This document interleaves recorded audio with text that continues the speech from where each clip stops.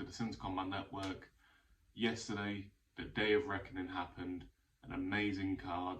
We had some really good fights on there, and I'm going to give you a full card rundown, starting off with Frank Sanchez versus Junior Farr. Now, I expected Frank Sanchez to get him out there a bit quicker. You know, Junior Farr, known notoriously for that first round KO loss to Lucas Brown, and since then he's not looked at all good. Keeping it simple, he's not looked good since he's made his comeback from that fight, taking on the 0-6 fighter, and now obviously losing to Frank Sanchez. But it's a decent win for Sanchez.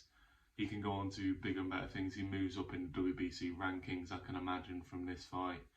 And yeah, he might be able to push himself towards a bigger fight in the future. We're going to move on to 2 first-round stoppages in a row in Filip Hrgovic taking on Mark Demori.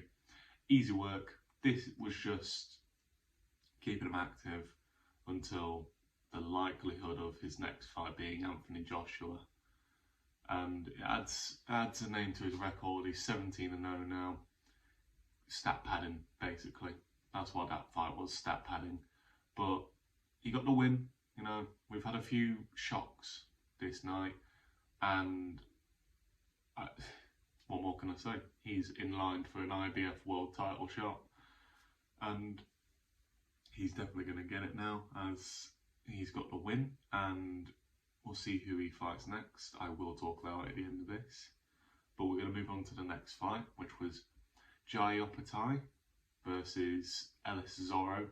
Complete domination. This is why the IBF did not sanction this fight, because it was just a mismatch, a complete mismatch. Way too early for Ellis Zorro to get a world title shot in his career. I hope this doesn't affect him too badly. Opetaia is an absolute beast. He is by far the best cruiserweight, and he shouldn't be ashamed of this.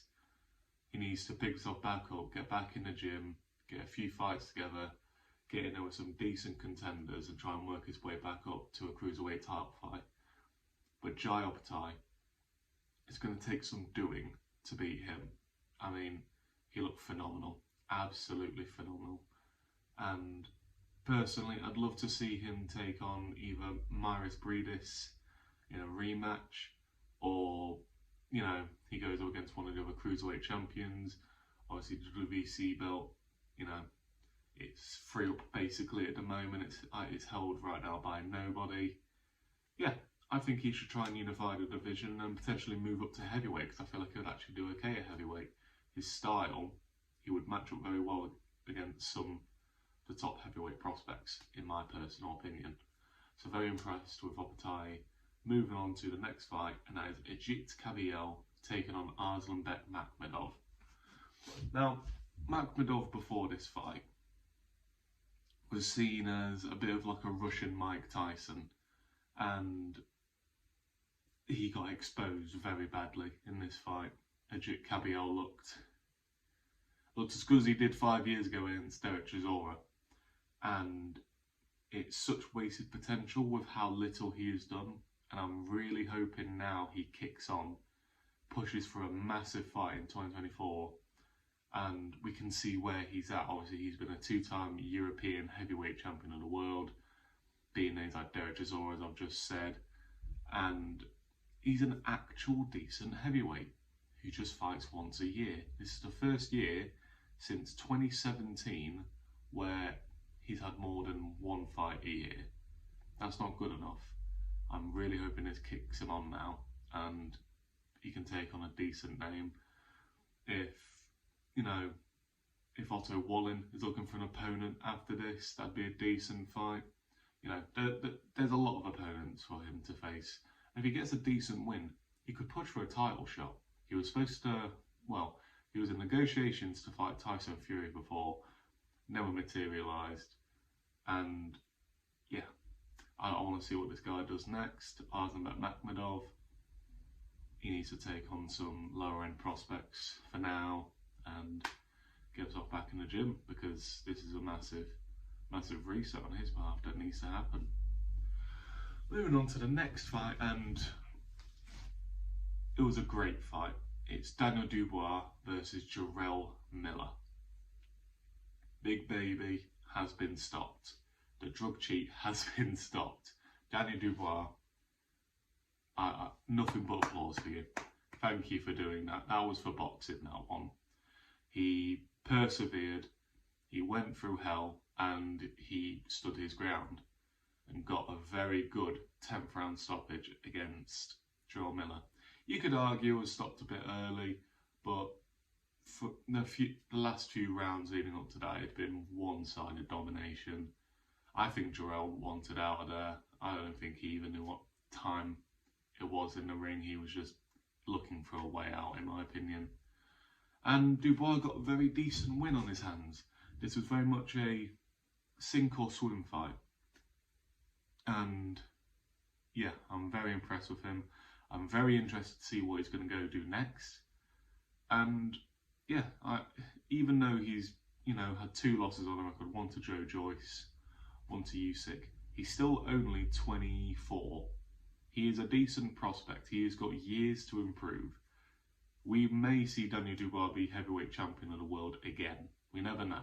But it's a good start here with Jarrell Miller getting back on track, and I look forward to seeing what you do next. Next fight is the light heavyweight title fight. It's a unification, sort of. It's the WBA and the IBO title. IBO isn't a sanctioning body like the WBA, but it's a fairly respectable belt. Obviously, Joshua has massive praise for the belt. And yeah, just one-sided domination. Lyndon Arthur, full credit to you. I didn't think you'd make it to the end of the fight, and you did. You were very brave, but Bivol didn't get out of second gear, let's be honest. Full domination, and yeah, it's got to be undisputed next. He has to fight Beterbiev. There's no other fight that's interesting for Bivol, to be honest. Don't want to see a Canelo rematch.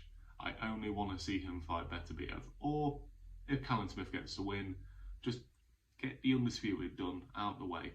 Every division is now becoming undisputed. There should be one champion in every division.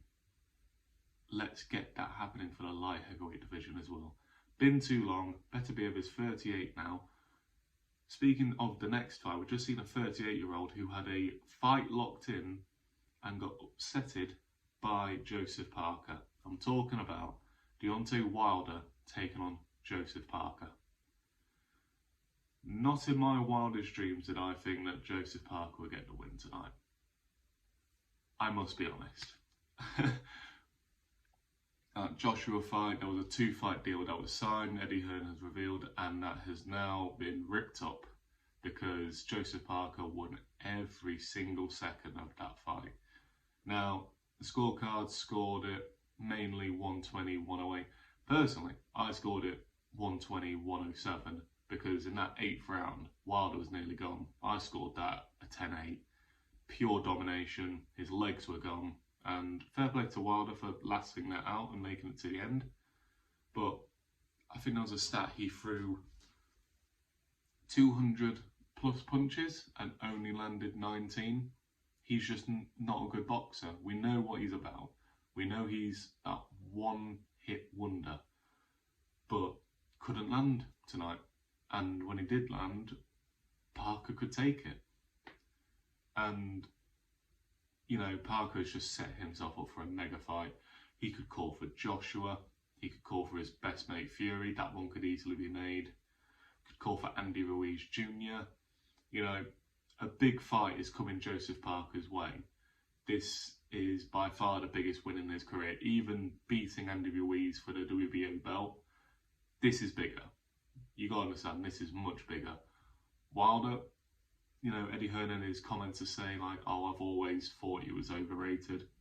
Wilder's still the longest reigning heavyweight champion since Klitschko, basically. He's got the same amount of defences as Muhammad Ali. He's knocked out practically every single person he's been in the ring with, including Tyson Fury, because that first fight, he was out. And yeah, it's a bit harsh to go, oh, I've always this, you know, he's never been an elite heavyweight. Forget to mention Luis Ortiz. And Eddie Hearn he is so happy because now they get to do the Anthony Joshua versus Filip Hrgovic route. And Wilder's probably going to have to settle for maybe a Francis Ngannou as a retirement match. And he doesn't have to see Joshua fight Wilder, because although he looked pathetic tonight, it's still Wilder. He can still put you out with one shot. But anyway, let's get on to the main event. Anthony Joshua versus Otto Wallin.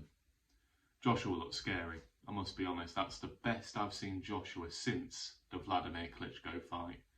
And he looked angry but controlled. You know, the power of his punches, his technique, the way he busted Otto Wallin's nose. I gotta be honest, it was a thing of beauty, I must be honest.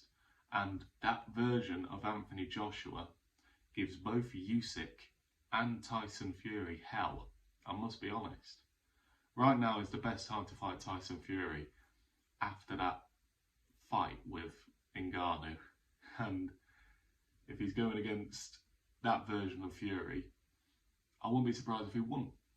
Don't get me wrong, if it was Fury who fought against Wilder going against that Joshua, I'd still say it was easy pickings. But, you know, John Fury is rolling on the call of, you know, my son's washed. He's getting older now, he's starting to get older. And Joshua he's also set himself up. He could take a Parker fight, he could go down the IBF route and win a third world title against Filip Hrgovic, or he could wait it out, see how Usyk Fury plays out, and he could secure himself the biggest British fight that there has ever been in Tyson Fury. And like I said, right now, it's looking like it's going in Joshua's favour. I don't think Joshua will win, but we're going to have to see how the Undisputed goes. But anyway, I'm going to leave it there. That's my full card rundown. One take, by the way, so I do hope you appreciate it. I've been gone a long time, I know. I'm doing it on my schedule now. I'm a very, very busy man. But I'm going to bring you a video tomorrow talking about Anthony Joshua and Tyson Fury more in depth. And yeah, that's all I've got to say. Thank you all very much for watching. If you could please like, subscribe, share. Don't forget to hit that notification bell to make sure that you never miss a video. And I'll see you all in a bit.